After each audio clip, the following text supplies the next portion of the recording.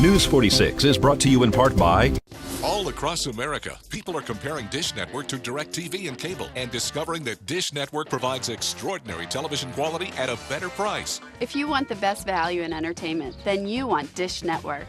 Now you can get Dish Network with over 120 channels, including local channels, for just $24.99 a month. And only Dish Network includes HD for free for life. Why would you ever pay more for TV?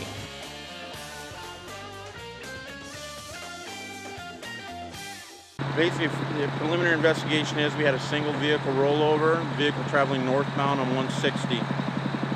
We are unsure of the exact causes, both because of the injured, unable to give statements, and also they speak Spanish, a little bit of language barriers.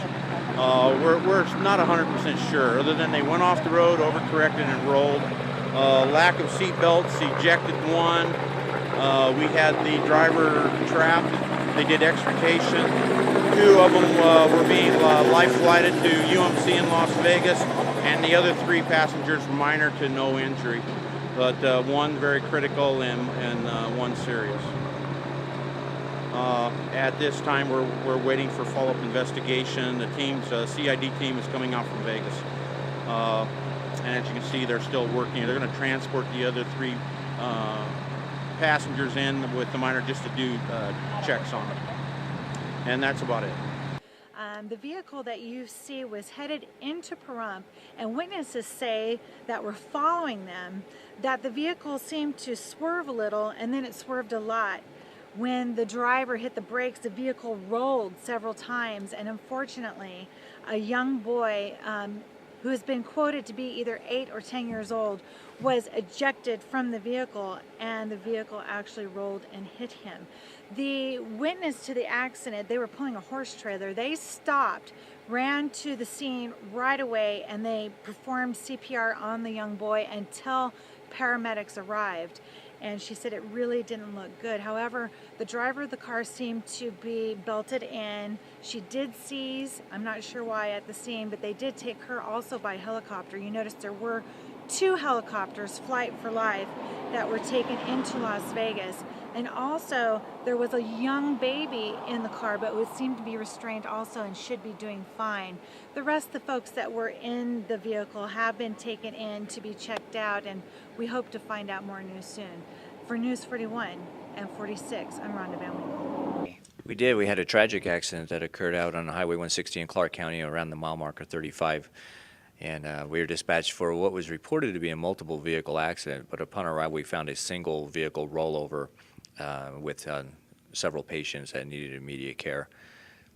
I know that there's been reports that it was possibly a tire blowout and that was it an SUV rolled over and there was an ejection? There was an SUV. I'm not sure if the patient was actually ejected or not. There's some discrepancies, and I know NHP was investigating that, so we're waiting for their final investigative product to find out exactly what happened with the accident.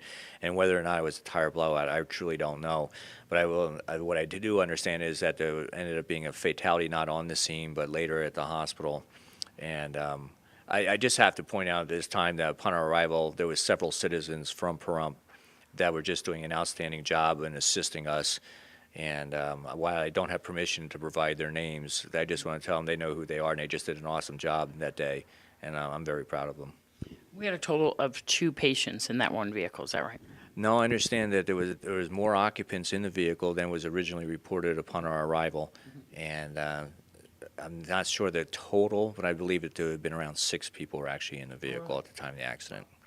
So how many do you know that were transported right now at this point? Everybody was transported from the scene through a Prompt Fire, Mercy Air, and then also some of the Clark County units also arrived later in the scene.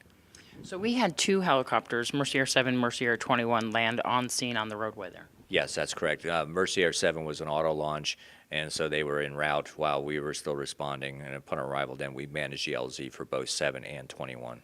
We had a unfortunate 10-year-old boy that was actually coding, I believe, on scene there. As I mentioned earlier, it was a devastating scene, and our crews did just an absolutely awesome job. And patient care was then transferred to Mercy Air and to go into Vegas.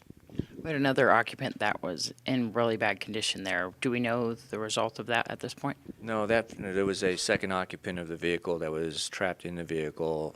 Rescue 15 from Front Valley Fire Rescue extricated that patient and then transferred that patient care to the second Mercy Air helicopter.